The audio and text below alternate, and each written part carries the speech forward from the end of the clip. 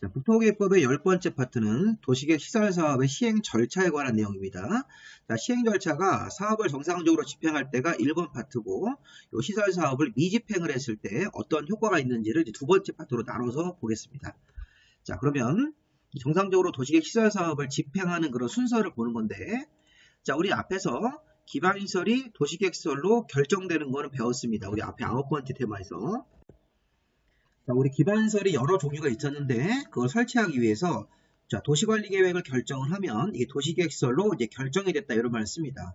그래서 사업을 정상적으로 도시계획시설로 결정되고 나서 단계별 집행계획, 그 다음에 사업의 시행자를 정하고 실시계획이라는 것을 사업 시행자가 이 설계도 같은 것들을 작성을 해서 실시계획을 인가받고 이제 공사에 착수해서 공사 끝나면 준공검사로 마무리가 됩니다. 이렇게 되면 도시계획 시설이 이 준공검사를 통해서 도로라든가 공원이라든가 학교가 이제 완성이 되고 사용할 수 있는 것입니다. 그럼 이제 사업을 우리가 미집행을 했을 때 도시계획시설로 결정되고 나서 2년 내 사업이 없을 때 가설건축물 등을 예외적으로 허용할 수 있다. 10년 내 사업이 없으면 매수 청구, 20년 내 사업이 없을 때는 실효 뭐 이런 것들을 이제 배우는 겁니다. 자, 파란색 부분을 먼저 1번 파트로 보시고 이 두 번째 파트를 같이 보시는 건데 이거를 두 번째 파트로 나눠서 보도록 하겠습니다. 자, 이 절차를 좀 가급적이면 숙지를 하셔야 돼요. 자, 기반시설을 정상적으로 사업을 집행, 설치할 때는 자, 도시계획시설로 먼저 도시관리계획을 결정을 해서 사업의 위치라든가 규모 이런 것들을 결정을 하죠. 자, 그럼 이제 우리가 여기서 이제 하나 좀 먼저 추가할 것들이 있는데 도시계획시설로 결정된 토지에서는 도시계획시설, 예를 들어서 도로면, 이 도시계획시설이 도로면 도시계획시설 도로를 설치하기 위해서 도시관리계획 결정이 되고 나면 도시계획시설로 결정된 토지에서는 도시계획시설 이외의 건축물의 건축이나 공작물의 설치는 허가가 금지됩니다. 그래서 개인의 재산권을 침해를 받습니다. 그러면 사업을 정상적으로 집행을 하면 우리 행정관청이 도시계획시설로 결정된 토지에다가 단계별 집행계획이라는 계획을 수립해서 해당 도시계획시설이 1단계인지 2단계인지를 구분합니다.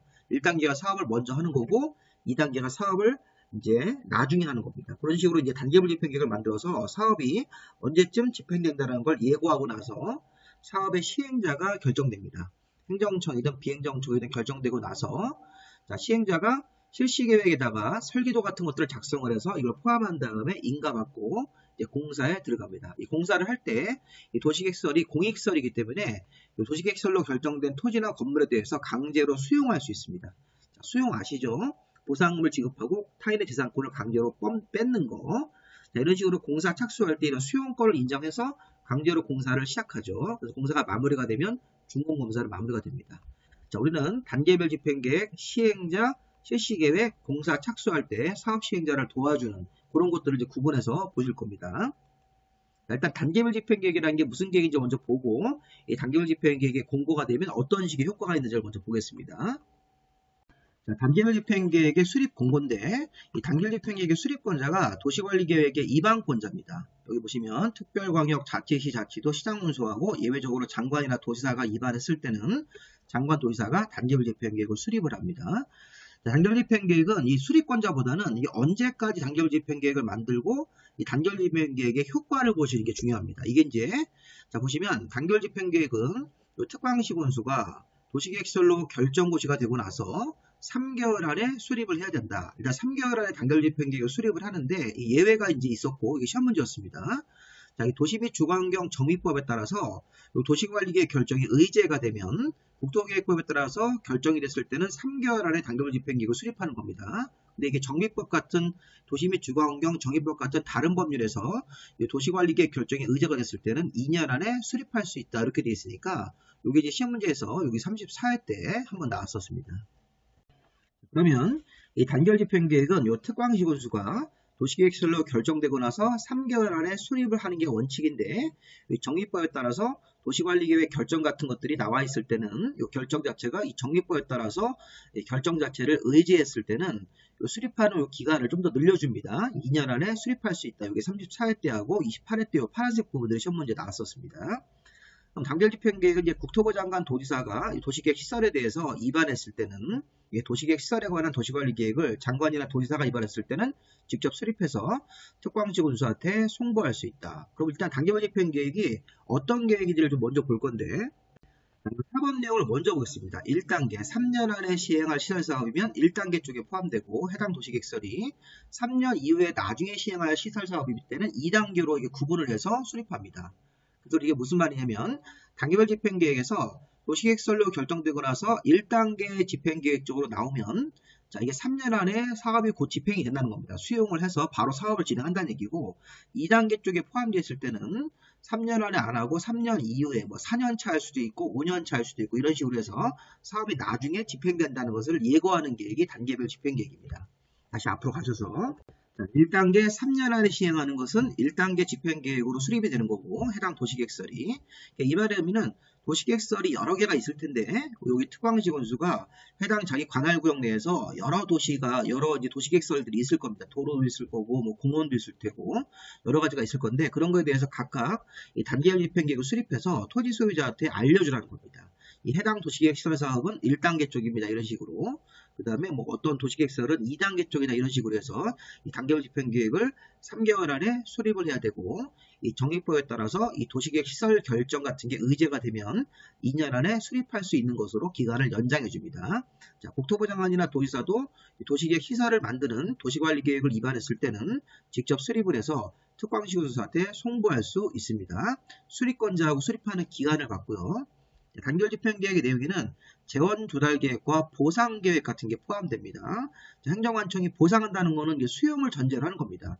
사업을 1단계로 사업을 하면 몇 년 차쯤에 보상금을 얼마를 예상을 해서 보상하겠다. 이런 게 단계별 집행계획의 주요 내용입니다. 여기서 조심할 거는 뭐냐면 설계도는 들어가시면 안 돼요. 설계도로 좀 있다가 실시계획이라는 계획을 만들 때 포함시킵니다. 단계별 집행계획에는 재원조달계획과 보상계획 등이 포함이 됩니다. 자, 이게 실제 단계별 집행계획의 사례인데, 자, 서울시가 영등포구에 있는 뭐 도림로, 여기 보시면 종로구에 있는 성북동들 이런 식으로 서초구, 서울시가 만든 단계별 집행계획의 이제 일부를 제가 이렇게 카피를 해온 건데, 강의를 위해서. 자, 보시면 이게 2016년 차가 1년 차, 이게 2년 차, 3년 차고, 2단계는 이제 3년 차 이후로 넘어가는 겁니다. 2016년 초에 단계별 집행계획 나왔을 때, 예를 들어서 여기 도림로 같은 경우는 여기 보시면 도림로 같은 경우는 여기 1단계 1년차, 2년차 예산이 잡혀있기 때문에 이 단계별 집행계획 자체가 이런 식으로 해서 1단계 쪽에 들어가 있고 성북동길 같은 경우는 1단계도 잡혀있고 2단계도 잡혀있네요. 이런 식으로 돼서 이 단계별 집행계획이 몇 년 차쯤에 어느 적에 대해서 사업을 집행하겠다는 것을 이렇게 알려주는 계획입니다. 그래서 단계별 집행계획 같은 경우가 이런 식의 단계별 집행계획으로 1년차, 2년차, 3년차에 들어가시면 1단계 쪽에 예산이 이렇게 수용 보상 계획이 잡히고 여기 해당되는 토지들은 보상금이 나온다는 겁니다. 이런 식으로 생각하시면 되겠고 또 경우에 따라서는 이렇게 1단계나 2단계 쪽에 이렇게 합쳐가지고 단계별 집행계획에 수립되는 경우도 있으니까 토지 소유자들은 도시계획설로 결정된 토지 소유자들은 자기 토지가 어디에 들어가 있는지를 확인할 수가 있을 것입니다. 행정관청한테 문의를 해서 이게 단계별 집행계획으로 예고를 하는 계획입니다. 자, 그 다음에 이것도 중요합니다. 단계별 집행계획의 수립과 변경 절차에서 심의가 없다는 게 결론이에요. 자, 우리가 이제 예전에 도시관리계획이나 도시기본계획 할 때는 주민의견 듣고 협의 심의를 다 했는데 이 단계별 집행계획은 행정관청 내부적으로 예산을 편성하기 때문에 주민의견 같은 거 안 듣습니다. 대신 다른 행정기관, 관계 행정부장과 협의하고 지방의 의견을 들어서 단계별 집행계획을 수립을 합니다. 자, 시험 문제 요거 한번 나왔던 지문이고 옳은 지문으로 단계별 집행계획을 수립하거나 변경할 때는 뭐 공납이라는 걸 통해서 주민의견을 듣는다 이런 식으로 하면 다 틀린 겁니다. 자, 지방도시계획위원회 심의도 없습니다. 대신 행정기관 내부적으로 협의하고 지방의회 예산 같은 걸 써야 되기 때문에 지방의회 의견은 들어야 됩니다. 자, 마지막으로 단계별 집행계획이 수립이 되면 그걸 공보에 공고하고 자, 홈페이지에다 공고해서 알리도록 되어 있습니다. 단계별 집행계획은 여기 특별광역자치시와 자치도 시장 문수가 그 내용을 공보와 요즘에 이제 홈페이지가 되어 있으니까 홈페이지에다가 공고해서 알리도록 되어 있습니다. 단계별 집행계획은 아까도 봤듯이 1단계가 3년 안에 시행할 보상금이 잡혀있는 것이 1단계고 3년 이후에 보상금이 잡혀서 시행할 부분이면 2단계 쪽으로 구분해서 수립하는 것이고 특광시군수는 매년 2단계 쪽을 검토해서 3년 안에 시행할 도시계획설이면 1단계 쪽으로 포함시킬 수도 있습니다. 이런 식으로 해서 관련 내용들을 수정할 수 있다는 것이죠. 자, 단결집행계획 이렇게 보시면서 단결집행계획은 누가 수립하고 그 다음에 언제까지 수립을 해야 되고 이런 것들 단결집행계획을 아까 여기 수립하거나 변경하는 절차를 볼 때는 주민의견이라든가 심의는 없이 관계 행정기관회장과 협의하고 지방의회 의견이라는 게 있으니까 이런 것들 한번 주의 깊게 단결집행계획의 특징을 한번 잘 보시기 바랍니다. 1단계와 2단계로 구분하는 것은 3년 안에 시행하는 게 1단계, 3년 이후에 시행하는 게 2단계가 되는 것입니다. 이걸 2년으로 바꾸시면 안 돼요. 그 다음에 이제 시행자의 지정 고시.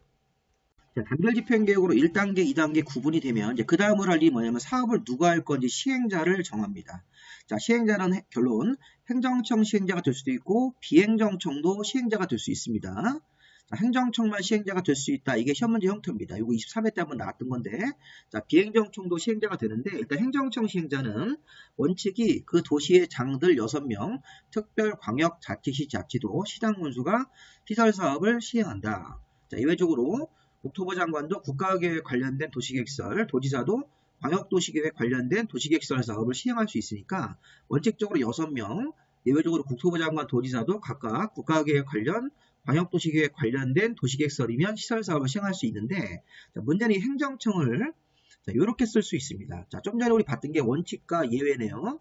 원칙적으로 이렇게 6명이 시행자가 되고 예외적으로 장관, 국가계획 관련, 도지사, 아까 광역도시계획 관련된 도시계획설이면 자, 이렇게 행정청 시행자가 될 수 있는데 경우에 따라서는 행정청을 자, 이런 식으로 써도 맞는 겁니다. 자, 이때는 우리가 서열로 쓰는 거예요. 서열.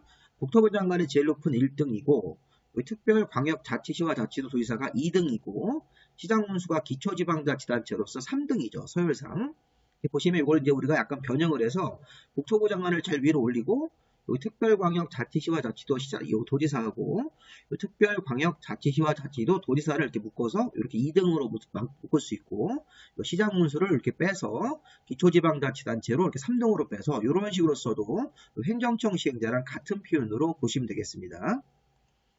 자, 그 다음에 이제 우리 시행자 중에서 이런 경우도 있습니다. 행정청 시행자가 사업을 하는데 자, 2개 이상 도시에 걸쳐서 도시계획 시설 사업을 시행하는 경우에는 자, 2개 이상 이렇게 도시에 걸친 경우에는 협의해서 시행자 한 명을 정한다. 예를 들어서 도로를 만드는데 서울하고 경기도 성남에 걸친다. 서울특별시하고 경기도 성남시가 만나서 협의해서 한 사람을 정한다.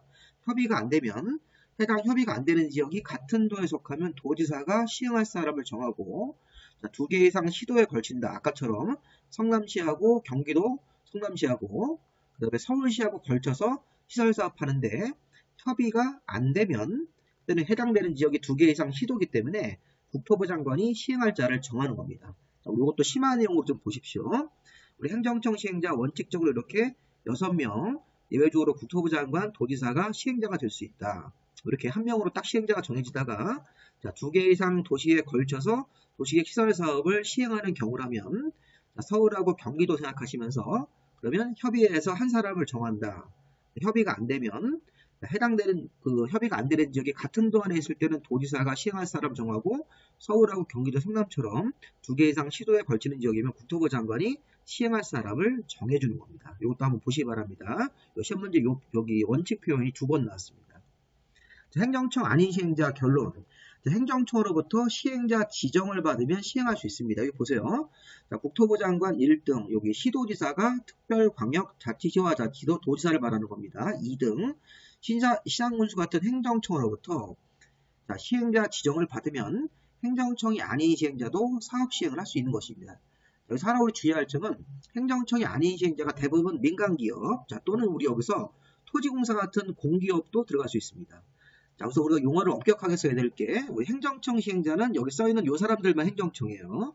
자, 여기 공기업은 포함되어 있지 않기 때문에 아까 여기서 행정청이 아닌 시행자를 구별할 때 국토부 장관, 시도지사, 시장, 군수만 행정청이고 행정청으로부터 시행자 지정을 받으면 행정청이 아닌 자도 시설사업을 시행할 수 있다고 되어 있으니까 대표적으로 민간건설회사 시행자 지정을 받아야 되고 토지주택공사 같은 공기업이나 지방공사 같은 공기업도 여기서는 행정청이 아닌 자로 보고 여기 시행자 지정을 받아야 됩니다. 시행자 지정을 받으면 시행자 지정을 하고 나서 이제 관보나 공보 홈페이지에다가 시행자 지정 내용을 고시해서 알려야 되는 것이고요. 자, 행정청이 아닌 시행자가 누굽니까? 자, 민간 건설회사 같은 민간업자나 공기업 같은 토지주택공사, 지방공사 같은 공기업도 여기서는 행정청 아닌 자로 보고 시행자 지정을 받아서 행정청으로부터 시행자 지정을 받아가지고 시설사업 할 수 있습니다. 자, 문제는 뭐냐면 이겁니다. 이거. 자, 이 조항의 결론은 행정청이 아닌 자가 시행자 지정을 받아야 되는데 일정한 동의까지 얻어야 되는 사람이 있다. 대표적으로 민간건설업자. 자, 민간건설업자는 시행자 지정을 받을 때 면적 3분의 1을 소유하고 토지 소유자 총수 2분의 1 동의를 얻어야 됩니다. 자, 반면에 우리가 잘 보세요.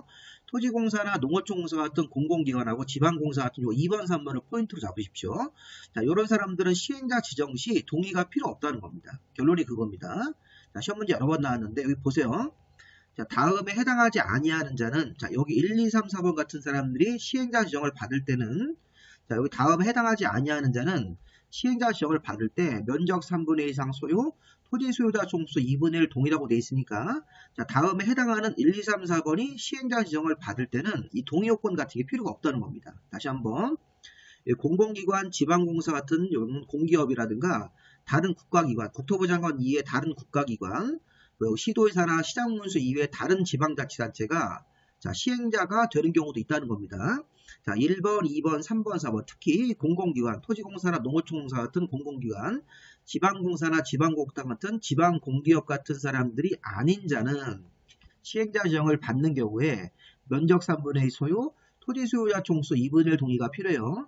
그러면 토지공사나 농어촌공사가 시행자 지정을 받을 때는 이런 동의라든가 소유 같은 거 없이도 바로 시행자 지정이 된다는 겁니다. 그렇게 해석해야 됩니다. 지방공사나 지방공단도 시행자 지정을 받아야 되는데 자, 이런 소유와 이런 동의요건 같은 건 필요가 없다고 봐야 됩니다. 시험 문제 우리 어떻게 출제할까요? 토지주택공사가 시행자 지정을 받지 않고 바로 시행자가 될 수 있다. 이렇게 바꾸시면 안 되겠죠. 자, 토지공사나 농어촌공사나 지방공사가 시행자 지정을 안 받는 게 아니라 시행자 지정을 받아서 시행자가 되는데 자, 이런 소유요건과 동의요건은 갖출 필요가 없다. 이렇게 해석을 하시는 게 맞겠습니다. 자, 그래서 우리가 행정청이 아닌 자들은 시행자 지정을 받아야 됩니다. 아까 우리 좀 전에 행정청은 국토부 장관, 시도, 시당, 군수만 행정청이에요. 그럼 행정청이 아닌 자는 행정청으로부터 시행자 지정을 받아야 되기 때문에 대표적으로 민간 건설업자, 토지공사 같은 공공기관, 지방공사 같은 공기업들은 다 시행자 지정을 받아야 된다. 다만 여기서 다음에 해당하지 않은 자는 시행자 지정을 받는 경우에 면적의 3분의 2, 도시계획 시설사업하는 토지 면적의 3분의 1을 먼저 소유권을 가지고 있고 토지 소유자 총수를 계산해서 2분의 1 이상 동의를 얻어야 된다. 다음에 해당하지 아니하는 사람만 동의라든가 소유권을 맞춰야 된다. 그러니까 이거예요. 공공기관인 토지주택공사나 농어촌공사 같은 공기업, 지방공사나 지방공단을 대표적으로 찍어서 이 사람들은 시행자 지정을 받을 때 자, 이런 소유요건과 동의요건이 필요가 없다. 이렇게 하시는 겁니다. 여기 써있지 않은 민간 건설업자가 여기에 소유요건과 동의요건을 얻어서 시행자 지정을 받아야 되는 케이스고요. 기출문제를 풀어보시면 다 그 얘기입니다. 여러 번 나왔습니다. 자, 한번 보시고요. 자, 행정심판. 자, 우리가 시행자가 내린 처분에 불만이 있는 사람들은 행정심판이라는 제도를 제기해서 이의제기를 할 수 있다는 것입니다. 자, 행정청이 시행자가 자, 내린 처분에 대해서 행정심판을 제기할 때는 행정심판법에 따라서 상급관청에다가 행정심판을 제기하는 거고 행정청이 아닌 시행자가 내린 처분에 불만이 있을 때는 시행자를 지정한 자한테 가서 행정심판을 제기합니다. 자, 시험 문제 이거 2번 영토로 나왔는데 자, 일단은 결론은 행정청 시행자가 내린 처분, 행정청이 아닌 시행자가 내린 처분에 대해서 행정심판을 제기해서 이의신청을 할 수 있다는 겁니다. 근데 시험 문제는 어떻게 나왔냐면 26개 때는 자, 여기 행정청이 아닌 시행자가 내린 처분에 대해서는 이의신청, 행정심판을 제기할 수 없다. 뭐 이런 식으로만 제기했으니까 틀린 지문이고요. 자, 둘 다 제기할 수 있고 자, 또 하나는 28회 때 행정청이 아닌 시행자가 내린 처분에 대해서 행정심판을 제기할 대상을 국토부 장관한테 제기한다고 그러시면 안 돼요. 행정청이 아닌 시행자가 내린 처분에 대해서 행정심판을 제기할 때는 비행정청 시행자를 지정한 사람한테 가서 각각 제기하도록 되어 있습니다. 이거 우리가 행정청 시행자가 내린 처분에 불만이 있을 때, 행정청이 아닌 시행자가 내린 처분에 불만이 있을 때는 각각 행정심판을 제기할 수가 있습니다.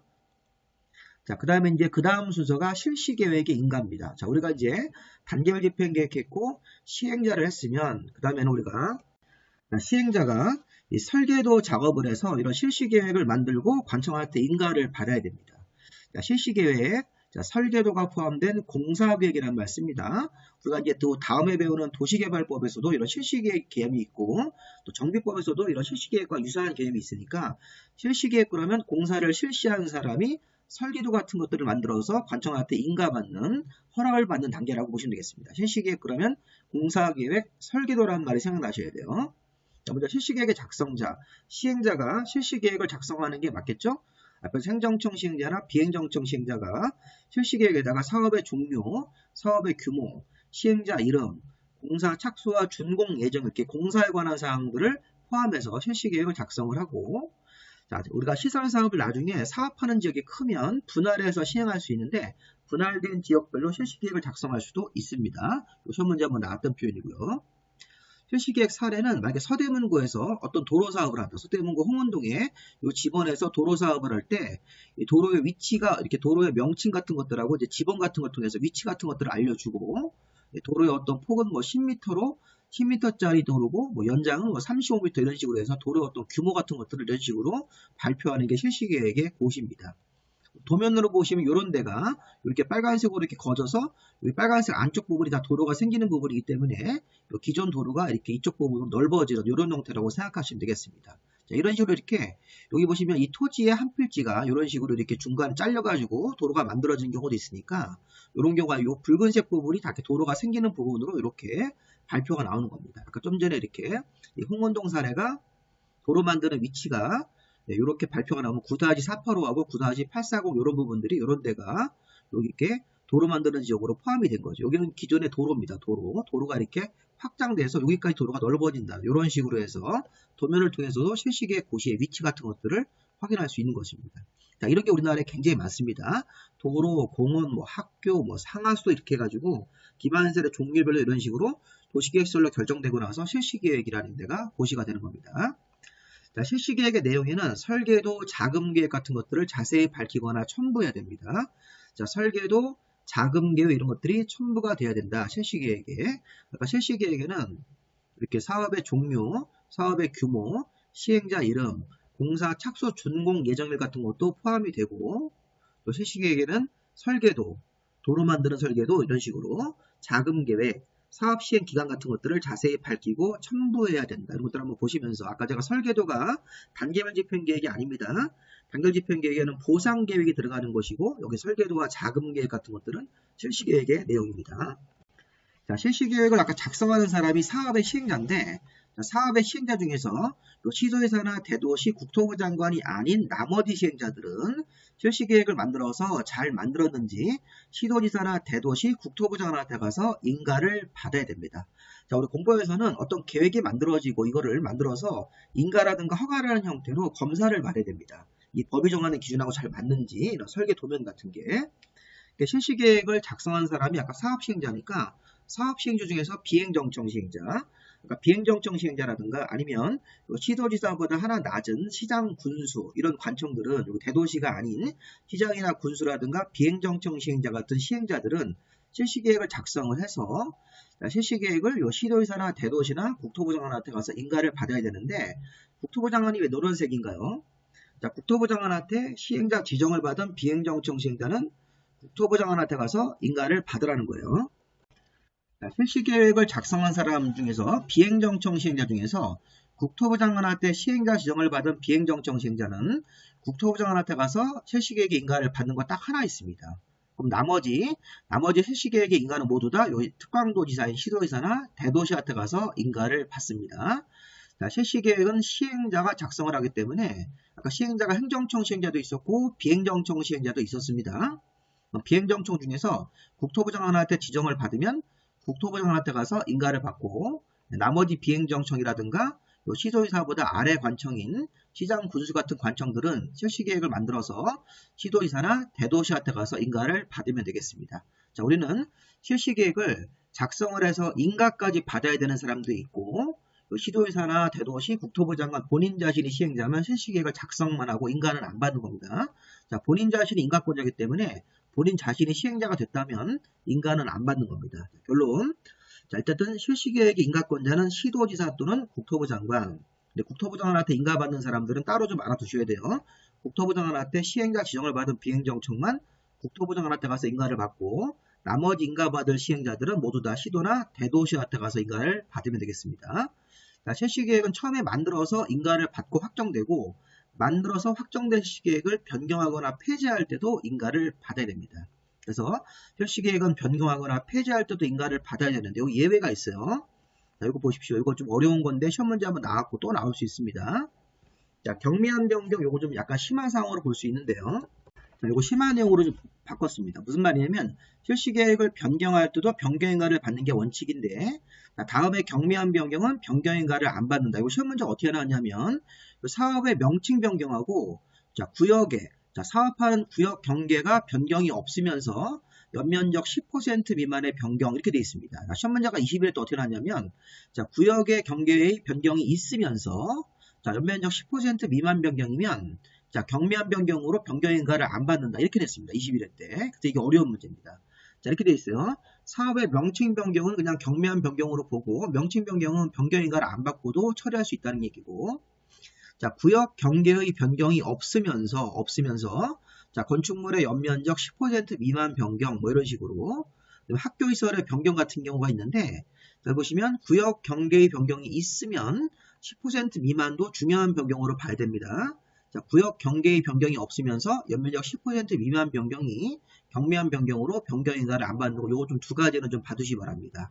자, 학교시설의 변경은 참고로 보시고 명칭 변경 그 다음에 구역 경계의 변경이 없으면서 연면적 건축물의 연면적 10% 미만 변경이면 경미한 변경으로 변경인가 안 받고도 여기 인가를 처리할 수 변경을 처리할 수 있다는 것입니다. 자, 인가 기준. 자, 실시계획의 인가는 인가권자가 인가 신청을 접수받으면 자기 자의적으로 인가해 주는 게 아니라 도시계획설의 결정구조 설치 기준 우리 앞에서 배웠습니다. 도시계획설의 설치 기준은 워낙 중요한 기준이기 때문에 국토교통부 령으로 정하는 게 있었어요. 자, 설치 기준에 맞으면 실시계획을 인가하도록 되어 있습니다.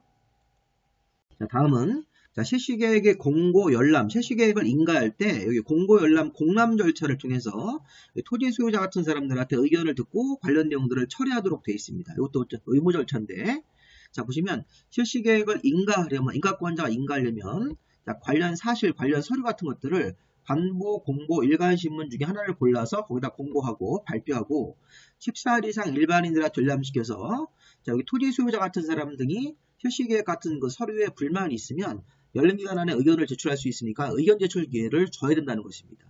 우리가 공람기간 14일 정도를 주고 그 기간 안에 실시계획의 인가권자는 여기 토지 소유자 등한테 의견 같은 것들을 제출을 받게끔 해줘야 됩니다.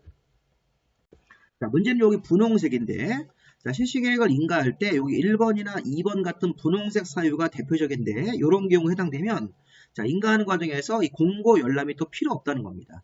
자, 실시계획을 우리가 최초로 만들어서 인가하거나 뭐 변경 인가할 때는 요 14일 이상 공람 기간을 주고 의견 같은 것들을 제출할 수 있게 해줘야 되는데 이렇게 돼 있어요. 자, 사업 시행자의 변경이 수반되지 않는 사업 내용의 변경. 자, 사업의 착수나 준공 예정 날짜. 요거 시험 문제였습니다. 21회 때인데 사업의 착수나 준공 예정일이 변경될 때는 그때는 실시계획을 인가하는 과정에서 공람 같은 거 안 하고도 인가 처리할 수 있다는 것입니다. 이거 헷갈리시면 안 돼요. 자, 이 앞에 있는 것은 요겁니다. 자, 이 부분 까다로운데 실시계획을 처음에 만들어서 인가를 받고 실시계획을 변경하거나 폐지할 때도 인가입니다. 자, 그런데 이렇게 보세요. 자, 다음에 경미한 변경, 실시계획을 경미하게 변경할 때는 변경인가 자체를 아예 안 받고도 변경이 가능하다. 사업의 명칭 변경, 자, 사업구역의 경계가 변경되지 않으면서 건축물의 연면적 10% 미만 변경이면 아예 변경인가를 안 받습니다. 자, 그런데 우리가 여기서 이런 게 있어요. 실시계획을 인가할 때는 14일 이상 공람기간을 주고 의견을 제출받는데 사업 시행자가 변경되지 않는 범위 안에서 사업 내용의 변경. 자, 2번 잘 보세요. 사업의 착수나 준공 예정일의 변경은 변경인가를 안 받는 게 아니라 변경인가를 받는 과정에서 공람이 필요 없다는 것입니다. 자, 이런 거 혼동하시면 안 됩니다. 사업 착수 예정일, 준공 예정일의 변경 하나를 좀 찍으세요. 2번 사업 착수나 준공 예정일의 변경은 변경인가를 받는 과정에서 14일 이상 공고 열람 절차를 생략할 수 있다는 것이에요. 요거 분홍색 요거하고 요 앞에 있는 노란색 요거를 혼동하시면 안 됩니다. 여기 사업의 명칭 변경하고 구역 경계의 변경이 없는 범위 안에서 건축물의 연면적 10% 미만 변경은 자, 이런 내용의 변경은 아예 변경인가 자체를 처리하지 않고도 변경이 가능한 얘기고 1번이나 2번 특히 여기 사업의 준공 예정일 이런 것들의 변경은 착수 준공 예정일의 변경은 변경인가를 받아야 되는데 변경인가하는 과정에서 14일 이상 공람, 공고 열람 절차가 생략 가능하다. 이런 식으로 해서 공고 열람을 하지 않은 거지 실시계획의 인가를 안 받는다 이렇게 바꾸시면 이거 완전히 틀립니다. 이거 이런 부분들을 잘 구분해서 보시고 나중에 모의고사 같은 거 푸실 때 이런 것들 좀 찍어서 보실 필요가 있겠습니다. 자, 실시계획을 인가할 때 조경 등의 조건부 인가 이행보증금이라는 게 있어요. 자, 실시계획 인가권자가 자, 시설사업에 대해서 실시계획을 인가하는 과정에서 자, 추가적으로 기반서를 좀 만들어라. 이렇게 위해 방지, 환경오염 방지, 경관, 조경, 줄여서 조경 등의 조건부로 실시계획을 인가할 수 있고 자, 조경 등의 조건 같은 거를 붙여서 인가하는 과정에서 조건 이행을 안 할 수도 있으니까 못미도 없고 법정된 사유에 해당되면 이행보증금을 예치하게 할 수 있다. 조건부 인가하면서 나중에 공사 끝난 다음에 경관이나 조경 같은 걸 조건으로 걸었는데 경관 조경을 안 할 수도 있으니까 이런 것들에 대비하기 위해서 이행보증금도 예치하게 할 수 있습니다. 이행보증금은 조건 이행을 안 하면 이 보증금으로 직접 하기 위해서 우리 인가권자가 조건부 인가를 할 수도 있고 조건부 인가를 담보하기 위해서 이행보증금을 예치하게 할 수도 있습니다. 다만 국가나 지방자치단체나 이런 공기업들은 이행보증금을 예치하지 않습니다. 이게 시험 문제에서 2번 나왔으니까 이행보증금은 어떤 민간 사업시행자한테만 이렇게 얘기하는 거지 국가나 지자체, 공기업, 지방공사 같은 행정청이나 공기업한테는 이행보증금을 적용하지 않는다고 보시면 되겠습니다. 자, 원상회복 행정대집행은 실시계획의 인가나 변경인가를 받지 않고 시설사업을 시행하거나 인가받은 내용과 다르게 시행했을 때는 우리 원래대로 요게 사업한 내용 자체를 원상복귀해라 이런 식으로 해서 원상회복을 명할 수 있고 원상회복 명령을 안 따르면 강제로 철거하는 행정대집행을 할 수도 있습니다. 자, 실시계획의 실효라는 것을 보시면 자, 이 조항은 뭐냐면 자, 도시계획설로 결정되고 나서 사업을 정상적으로 집행을 하면 단계집행 계획이 나오고 그 다음에 시행자가 그 다음에 실시계획을 바로 이제 만들어서 인가 신청하는데 이렇게 장기 여기 10년이라는 게 장기입니다. 장기 도시계획설로 결정고시가 되고 나서 장기간 이렇게 사업 안 하고 있다가 10년 이후에 실시계획을 작성하거나 인가를 했다는 것입니다. 그러니까 이게 보통 도시계획설로 결정되고 나서 한 2년 정도면 실시계획에 인가라는 게 나오는데 일반적으로 사업을 할 때 지금처럼 이렇게 10년 이후 동안 사업 안 하고 있다가 뭐 11년 차나 15년 차나 뭐 19년 차나 이런 식으로 장기로 이렇게 사업 안 하고 있다가 그 이후에 실시계획이 인가가 되면 사업을 이제 빨리빨리 집행하라는 차원에서 10년 이후에 실시계획을 인가받고 나서 사업시행자가 실시계획이 인가 고시가 되고 나서 5년 안에 사업 절차를 진행을 안 하고 또 미루고 있는 겁니다. 재결 신청 같은 걸 안 하면 자, 우리가 이제 도시계획 시설 사업은 나중에 수용 절차로 들어가서 사업을 집행을 합니다. 수용 절차 과정에서 1차 협의가 안 되면 이런 재결 신청이라는 걸 하는데 자, 결론적으로 뭐냐면 실시계획이 고시가 되고 실시계획 고시가 지금 10년 정도 이후에 나온 거기 때문에 자, 도시계획 시설부지의 토지 소유자가 재산권 침해를 받은 겁니다. 10년 동안 사업 안 하고 방치만 했기 때문에 건물도 못 짓고 그런 상태에서 10년 이후에 실시계획 고시가 나오면 그 다음 순서는 사업을 좀 빨리 진행하라는 차원에서 실시계획 고시가 되고 나면 바로 우리가 수용 절차로 들어가 가지고 수용 협의가 안 되면 재결 신청이라는 걸 넣어서 보상금을 이제 토지 수용인에다가 이제 결정을 의뢰해야 되는데 자, 실시계획 고시가 되고 나서 5년 안에 재결 신청을 안 하면 5년이 지난 날 다음 날에 이 실시계획 고시가 폐지가 되는 겁니다. 실효가 됩니다. 그래서 실시계획 자체를 10년 이후에 이렇게 작성을 해서 인가 고시한 경우에는 실시계획 고시가 되고 나서 5년 안에 수용 절차로 빨리 들어가서 이런 재결 신청이라는 걸 넣어야 됩니다. 1차 협의가 안 되면 이 재결 신청을 안 하면 5년 되는 날 다음 날에 실시계획은 효력을 잃습니다. 실시계획의 실효 규정입니다. 자, 근데 하나가 이제 이게 7년짜리로 바뀌는 경우가 있습니다. 자, 지금 5년 안에 실시계획 고시가 되고 나서 5년 안에 재결 신청까지는 가야 되는데 만약에 5년 지나기 전이라도 해당 사업하는 부지의 토지 면적을 3분의 2 이상을 소유하고 있다면 이걸 7년으로 적용을 해가지고 7년 되는 다음 달에 실시계획 효력이 상실되는 규정도 있는데 이건 참고로 보시고요. 자, 마지막으로 3번이 뭐냐면 실시계획이 이렇게 폐지되거나 효력을 잃으면 그 앞에 있는 도시계획 시설결정도 같이 효력을 잃게 되어 있습니다. 자, 실효고시를 또 의무적으로 해야 되고 요 니은번만 보시면 돼요. 자, 지금 자 여기 보시면 자, 도시계획 시설 결정고시로부터 20년이 되는 날 다음 날에 실시계획이 이렇게 효력을 잃는 경우에는 실시계획이 폐지 효력을 잃은 날에 이게 지금 그 도시계획 시설 결정도 효력을 잃게 되어 있습니다. 자, 이게 무슨 말인가 보시면요. 자, 만약에 실시계획 고시가 10년 정도 지난 이후에 나왔는데 19년 차에 나왔다고 한번 해석을 해볼까요? 자, 좀 전에 보시면 실시계획의 실효가 도시계획시설로 결정고시가 되고 나서 10년 이후에 실시계획이 작성 인가되고 실시계획 고시가 나왔다. 그러니까 만약에 19년 차에 실시계획 고시가 나오면 또 거기다 5년을 또 주는 겁니다. 5년 안에 재결 신청을 해라. 그렇게 해석하시면 되겠습니다. 그러면 19년 차에 실시계획 고시가 나왔는데 5년 안에 재결 신청 안 하면 이게 여기 도시계획 시설 결정고시가 달라붙은 24년째 재결 신청 안 해가지고 실효가 됩니다. 그렇게 되면 여기 20년이 되는 다음 날에 실시계획이 효력을 잃는 겁니다. 24년차 되는 그런 해에 그럴 때는 실시계획이 효력을 잃은 날에 도시계획 시설 결정도 효력을 잃고 또 20년 되기 전에 실시계획이 폐지가 됐을 때는 20년이 되는 날 다음 날에 효력을 잃게 되는 것입니다.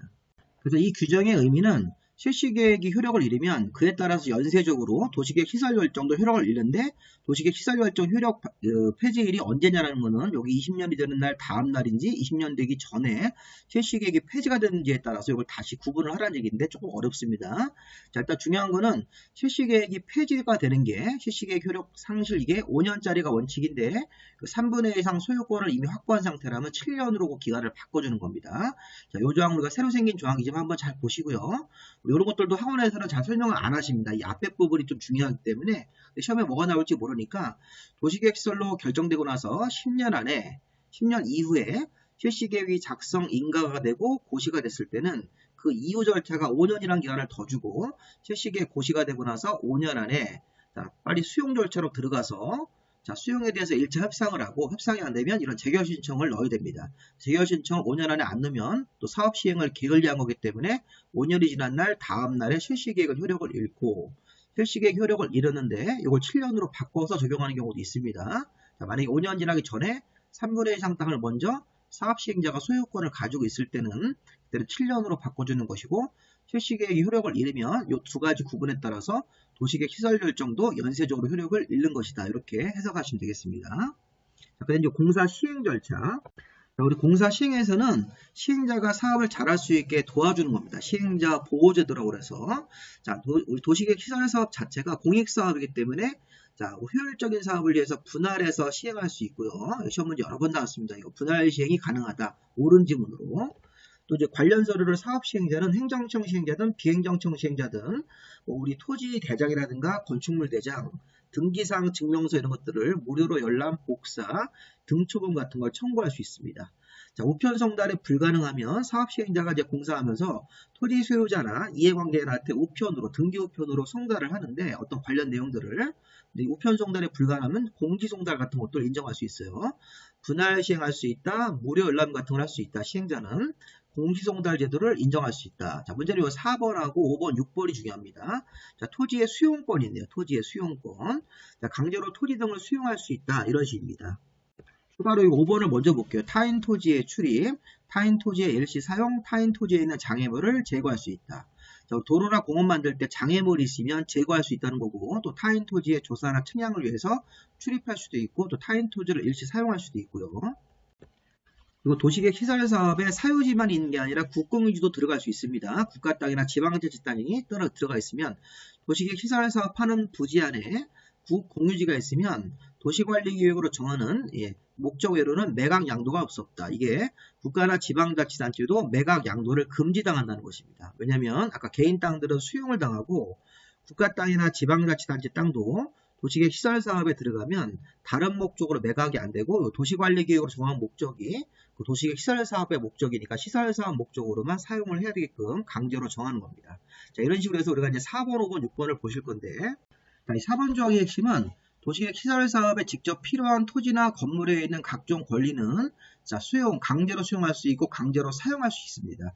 수용은 권리를 빼앗는 것이고 또 사용은 이제 강제로 사용할 수 있는 권리를 부여받는 것인데 시설 사업에 도시계획 시설 사업에 필요한 토지나 건물 등에 있는 각종 권리는 수용 사용이 다 된다. 그런데 도시계획 시설 부지에 인접한 토지 건물입니다. 필요한 토지 건물이 아니라 인접한 토지 건물 같은 경우에 대해서는 일시 사용만 할 수 있다. 이 그림을 좀 보세요. 자, 자, 여기 지금 기존에 6m짜리 도로가 이렇게 있었습니다. 6m짜리 도로인데, 자, 도로를 14m 도로로 확장하기 위해서 11, 12, 13번지까지 이렇게 빨간색 선을 그은 겁니다. 이게 바로 이제 도시계획 시설 결정을 한 표시입니다.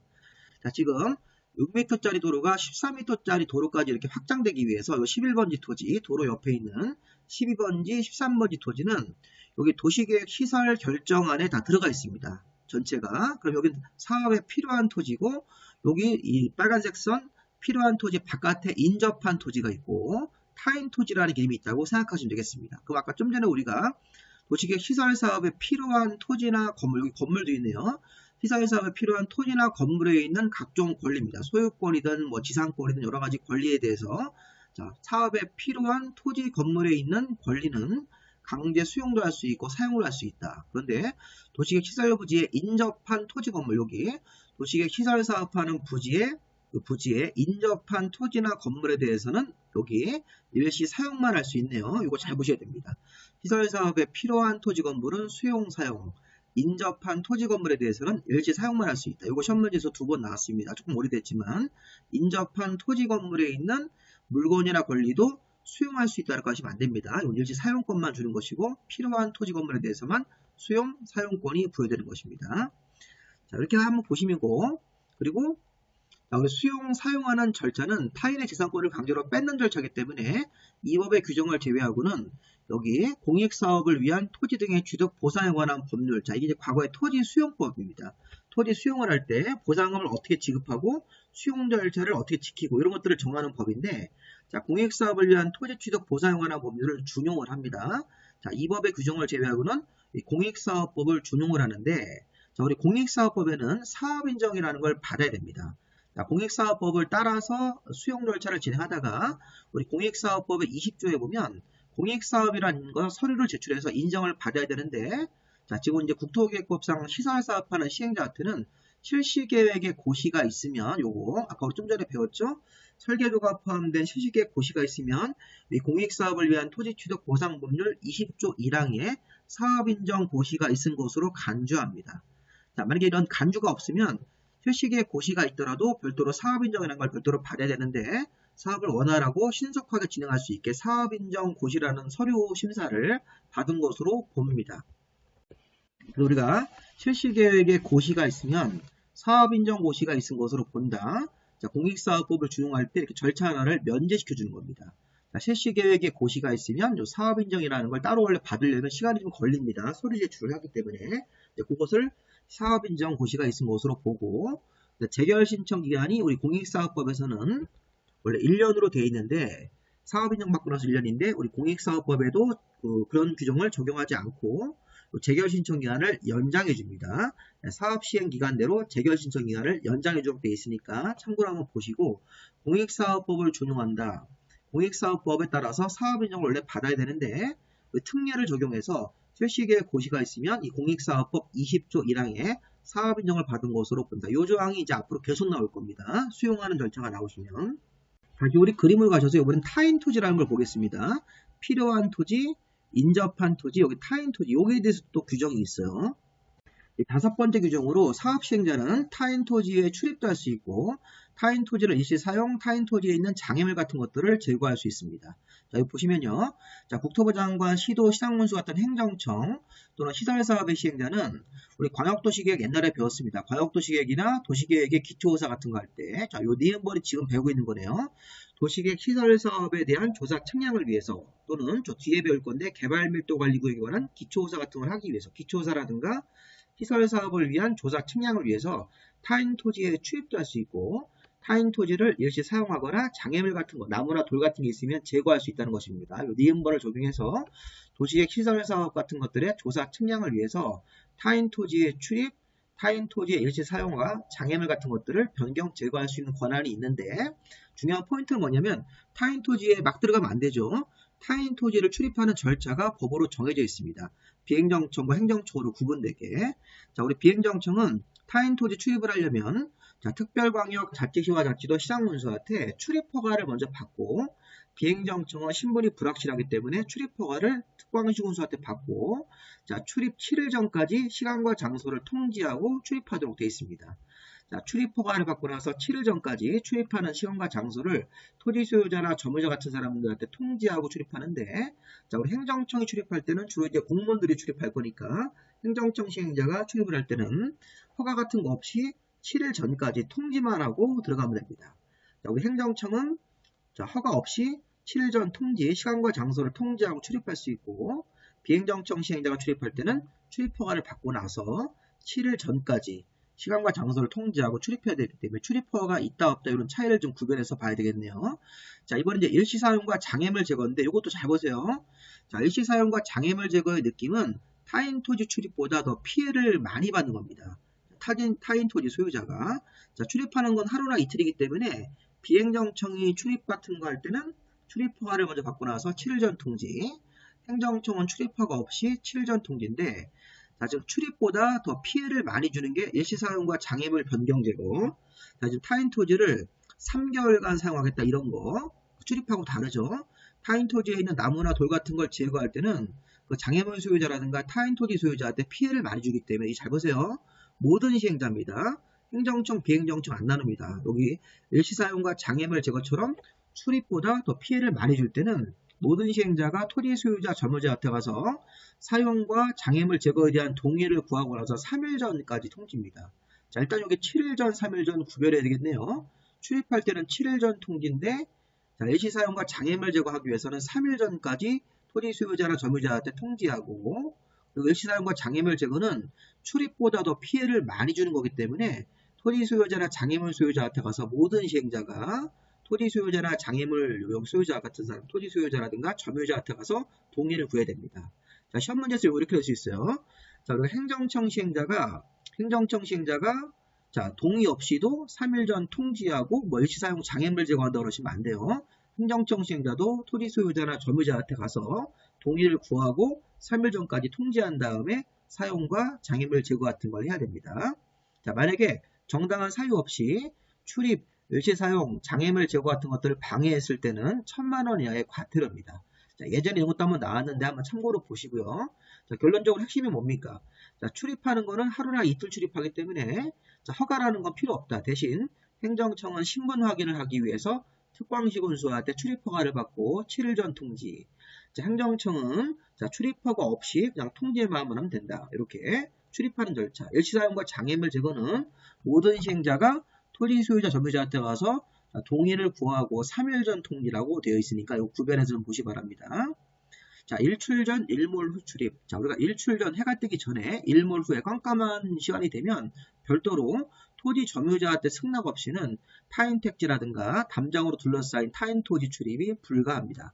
자, 이게 바로 일출 전, 일몰 후에는 점유자한테 별도로 승낙을 얻으면 타인 택지에 또 출입이 가능하다는 얘기니까 그런 것들 좀 별도로 구분해서 보시고요.